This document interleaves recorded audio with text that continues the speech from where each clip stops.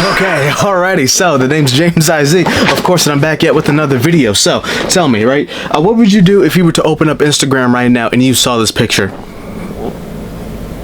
Wouldn't you be curious to see if this video is real? And it is, obviously. Clearly, that's why I'm here today, okay? It's to see what's actually going on in the MMA world. I know that, like, the MMA bros and nerds out there, you know, like, they have their niche on the internet, of course, and so he decided to make a video, a what-if scenario.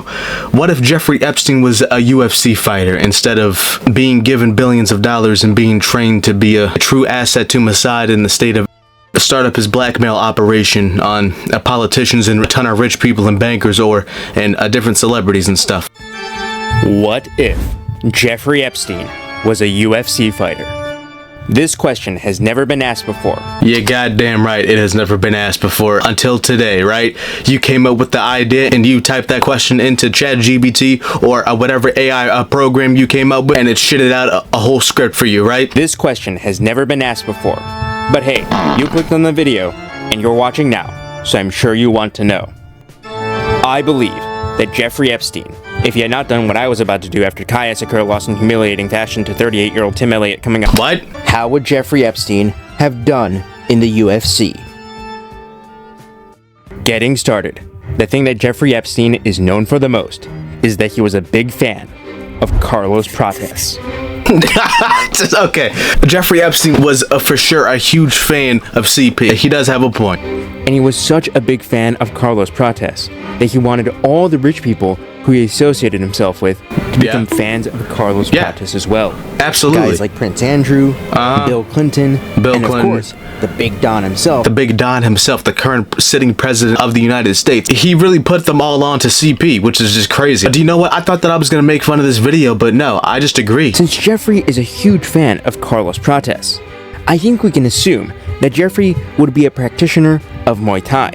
And that makes a lot of sense. Because most Muay Thai fighters start training and fighting in the sport at a very, very, very young age, which I'm sure is right down Jeffrey's alley. Also, Thailand has been a destination for many Carlos Prates enthusiasts. Oh my god, okay, oh my, dude, I mean... Now, what about Jeffrey's wrestling?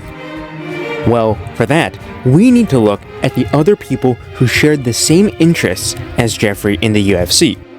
And guess what? There's a top contender with insane grappling who has the same mindset towards women that Jeffrey Epstein did. And that is Movsar Evloev.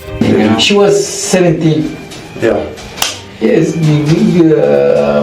and I was 23, she was 17. And when your wife's a little bit younger, It's easier to make her your wife. married like an older woman, she already has her ways. She has her experience. She has her ways set. It's hard. She has opinions. Yeah, exactly. Yeah. So when you marry younger, it's much easier to Mold her, make her your wife. Yeah, exactly. Yeah. So to Let her fit into the mold of your life. Exactly. Instead of hear her talk too much. Like if it's just, Dude, I completely forgot about this Sneeko arc when he was doing IRL streams, hanging out with UFC fighters. This is the most locker room conversation that I've ever heard in my life. Like, this type of shit shouldn't have left the locker room or the sauna. Okay, this shouldn't have been live streamed. Okay, guys, I've definitely said a lot worse behind closed doors.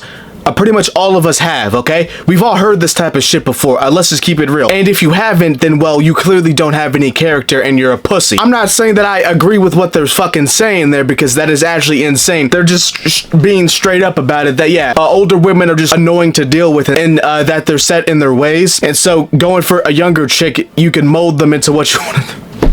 There is no defending this. New Sneeko now, since like he's back on YouTube, I'm pretty sure that he would actually stand on this still. So, okay, we have Muay Thai and a strong wrestling base. But how about Jeffrey's Jiu-Jitsu? Well, to be frank, you've already got your answer right there. Jiu-Jitsu. Okay. I didn't think that he was gonna go there, but he did. He went there, yeah. But now that we know Jeffrey Epstein's skill set, let's talk about Jeffrey Epstein's UFC journey, starting with how he would first get into the promotion. Nowadays, there are 4 major ways to get into the UFC. The first is to get signed directly to the UFC.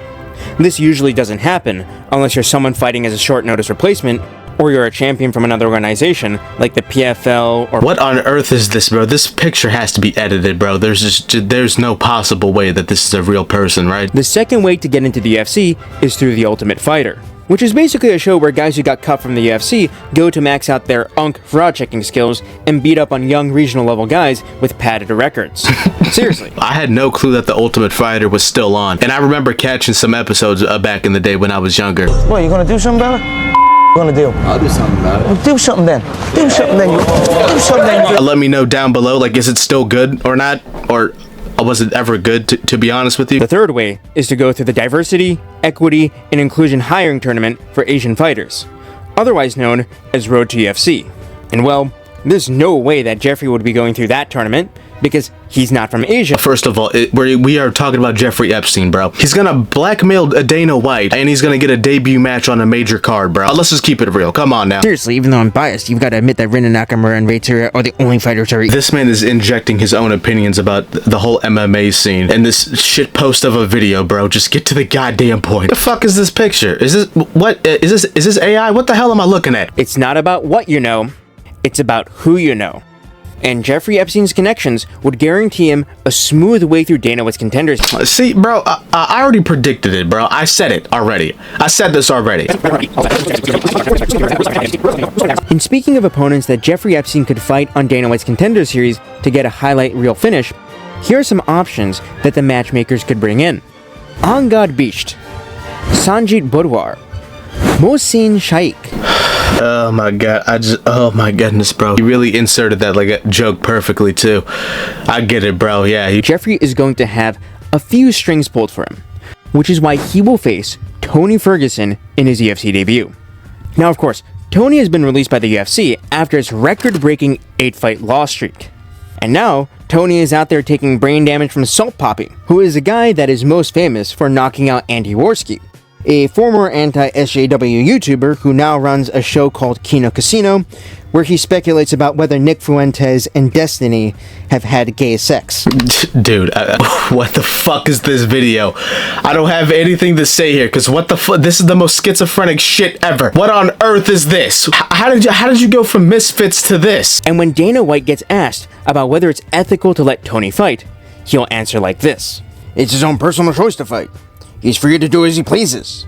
If you want to fight after taking 8 losses in a row and countless blows to the head, it's your choice. If you want to abuse drugs and alcohol... Oh my god, bro, this is just a gigantic shit post, and I love it, bro. I have nothing to say here. This is honestly a beautiful video, honestly. I pretty much came to that conclusion myself. I said that he was gonna blackmail Dana just to get a debut match, gonna get fed easy ass opponents, you know, to easily stack up a win string, and so that he can challenge for the world title and everything. The judges are gonna rig it, okay, for sure. Yeah, bro, it's been one hell of a video, huh, guys? I was not expecting that video to be good at all, you know what I'm saying? And well, it was. It caught me off guard, and you know what? I fuck with it. Keep up the great work, my guy. Anyways, the name is James IZ. I'll catch you on the flip side. Like and subscribe. I'm out of here.